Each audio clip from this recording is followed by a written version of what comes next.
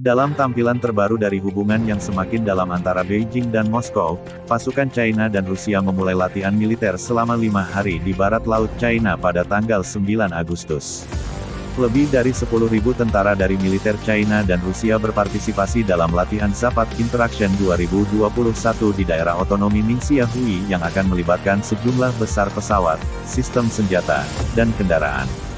Latihan militer dilakukan ketika situasi keamanan di Eurasia terus berubah, dengan penarikan militer asing pimpinan AS dari Afghanistan yang menyebabkan meningkatnya pertempuran antara Taliban dan pasukan pemerintah dan pelatihan tahun ini menandai latihan keempat berturut-turut antara Beijing dan Moskow dan latihan bersama pertama yang diadakan di China.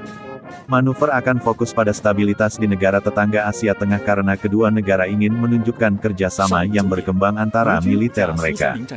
Latihan ini adalah perkembangan alami dari hubungan militer yang lebih kuat antara kedua negara, tetapi situasi di Afghanistan menambahkan lapisan baru yang penting. Zhang Xin, seorang profesor di Pusat Studi Rusia di Universitas Normal China Timur Shanghai, mengatakan kepada RFE/RL, kedua belah pihak khawatir tentang limpahan ke Asia Tengah dan jenis tantangan keamanan baru ke kawasan yang dapat ditimbulkannya.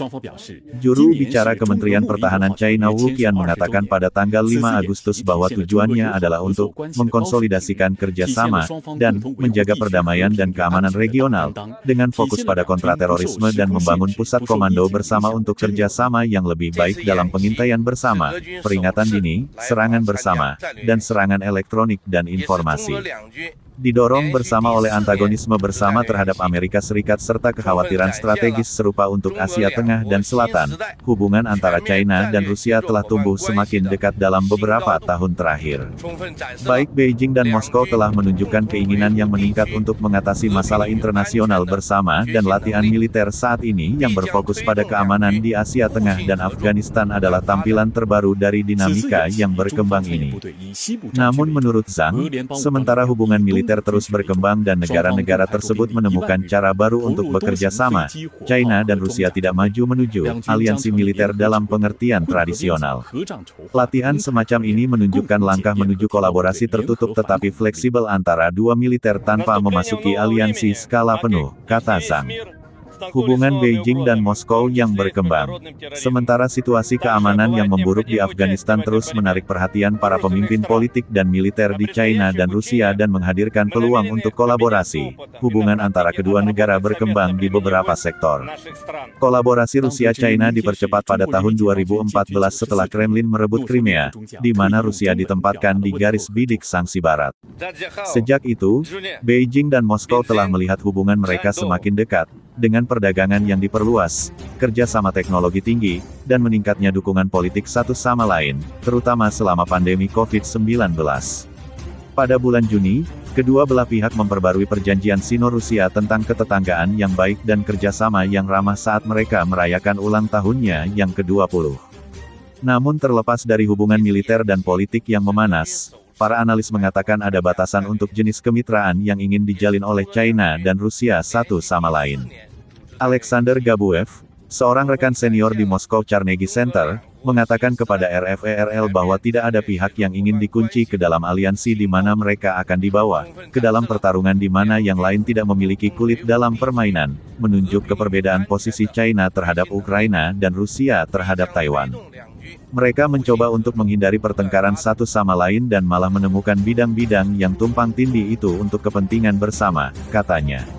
China dan Rusia sangat pragmatis dan keduanya menentang Amerika Serikat, tetapi keduanya melihat diri mereka sebagai kekuatan besar dan religius tentang otonomi strategis mereka. Konsensus baru. Setelah latihan selama seminggu saat ini, militer Rusia dan Tentara Pembebasan Rakyat China juga akan berlatih bersama pada bulan September dalam latihan yang diselenggarakan di bawah bendera Organisasi Kerjasama Shanghai SCO, sebuah blok keamanan rahasia yang dipimpin oleh Beijing dan Moskow.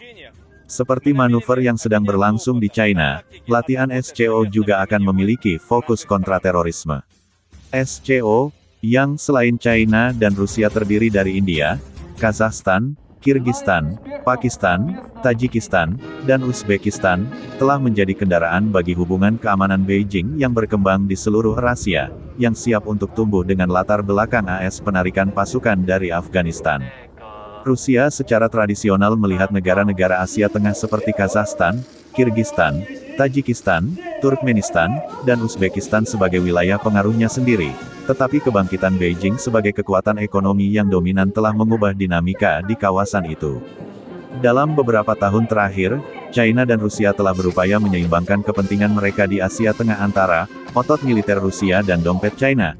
Anton Barbashin, direktur editorial di jurnal online Riddle Rusia, mengatakan kepada RFE/RL. Namun dia mengatakan, konsensus ini tidak lagi sekokoh 1 dekade yang lalu, dan bahwa bergerak maju, situasi yang berkembang di Afghanistan dan efeknya di masa depan di Asia Tengah akan memainkan peran yang semakin besar dalam membentuk kerjasama keamanan China dan Rusia di masa depan di wilayah. Kami mungkin melihat awal dari kerjasama keamanan yang lebih luas di Afghanistan antara China, Rusia, dan negara-negara Asia Tengah, kata Barbashin. Bagaimana kemajuan ini akan menunjukkan apakah SCO adalah organisasi nyata yang mampu menghalangi risiko tak terhindarkan yang datang dari Afghanistan atau tidak.